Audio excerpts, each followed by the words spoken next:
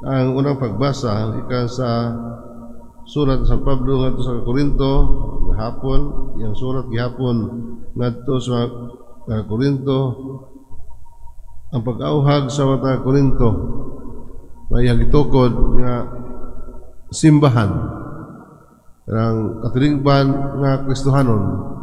Sa follow-up letter ngadto kanila, ipanumduman sila sa ilang kinabuhi nga sila gitubos ni Kristo apan ang kinaiya sa kwahi sa ilang pagpuyo. Isip Kristiyanos nga giluwas ni Kristo ang katong incest, katong tayo sa inahan o ang anak. Kunya uban pa nga mga iyang na ibawaan.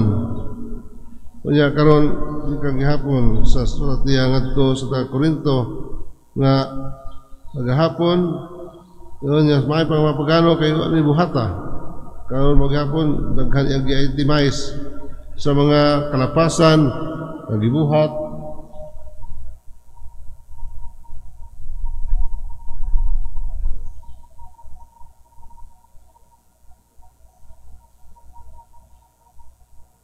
sa mga membro sa Kristiyanong katilingban.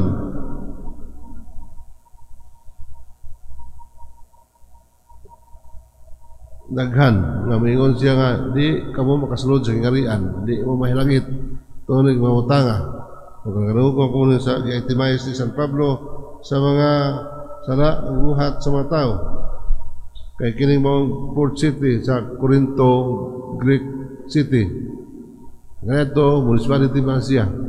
May mong syudad tungod kay daghan ang mga tao nga diha modunggo o ang influensya sa mga tao sa gikan sa laing dapit mo ay nakapa-influence sa mga Kristiyanos diha sa Corinto nga ilang kopya gikan sa mga langyaw. Ug mo na nga I was appointed as the Son of God, as I was appointed by Municipal Mayor in Paris to become a tourist president, tourism. So nga nananghid ko sa akong kanabang superior, gididaan ko. Kaduha kay akong experience, nahimo kong tourism sa tourism chairman sa kalungsod, appointed again by the mayor. Kaduha nga lungsod nga ako nasainan. After that, i-appoint ko sa mayor gahapon nga mahimong membro na. Langit ko sa akong superior, I was in Brazil at the time, nawag siya ayaw pagsulod. Kay ayaw ka mag-compromise, ayaw pagkapari. Kay sa usa ka lugar nga mabub na siya, mahimo na siyang tourism spot, daghang sulod diha nga mga bisyo.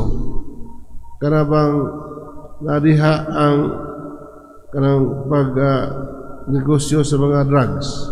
Nadiha ang karabang grooming for the young ones to become prostitutes. Uwan padaghan ka mga kahilayan na part sa karabang pag-promote sa kalugar na dunay income. So ang balibad ang among superior. So wala yun. So ako pangiin sa kalugar o gihapon sa akong kasetian na naadiha ang tourism promotion, na naadiha apil na diha ang kanang prostitution, kanang sa drug trades o padiha nga daghan. Kanya isip usa ka kanang membro o kahimo kong chairman once sa usa ka turismo kanang akong usapahan. So di ba ko maka kanang balibad tungod kay council man na siya. So mo kayo nakita nako nga kung lambo na gali ang usa ka lugar na diha ka ng mga butanga, mga ma-influence ang katilingban nga bisag Kristiyanos, maunang gingon ni Jesus gahapon sa Korinto nga o ni San Pablo, mas may pa mga pagano kay wala buhata kini. Kamo giluwas na ni Kristo sa iyang kamatayon o bag-o na kamo gitubos na kamo niya apan ang iyong mga binuhatan wala magpaila na kamo giluwas na. Unahan sa ato ebanghelyo San Lucas kang gipili ni Jesus ang 12 nga ginalag apostoles ang 12 kanunan. Before he appointed his apostles, nagkaampo siya tunga sa bukid aron pag-ampo. Ang sabot nga kining tumatawhan na lain background na lain mga prinsipyo nga iyang gitigom ani di magkaduol ning uban. Like kanang Mateo and kanang Simon the Zealot, yung ultra nationalist na dunay mga assassins pa ni mga zealots. Kumbaga kita siya sa mga collaborator sa Roman Empire, yan ang i-assassinate o dunggabon. Kaya usahan niya pagtigom niya kasi background busa doon na siya ay kanang ang ibuhat na manandong siya tibok gabi ang iyang pag-ampong at samahan. Di lang po nga ma-recharge siya, di lang po pasalamat sa iyang amahan, kundi siya nag-ampo alang sa desisyon ng pagkahimuon. Ang pangutana ka nato sa tanang madagkong desisyon na atong pagkahimuon, inampuan ba? Will discern na desisyon ang atong gibuhat. Ang nag-consult na nato ang Ginoo diya sa matag desisyon ng atong pagkahimuon, mga major decisions ng atong pagkahimuon sa atong kinabuhi, labi na sa plano sa kinabuhi. Si Jesus ay example nga ginagtanan mudangog kadto sa amahan. Pinagi kaniya kung doon na tayo mga himuon ng mga desisyon.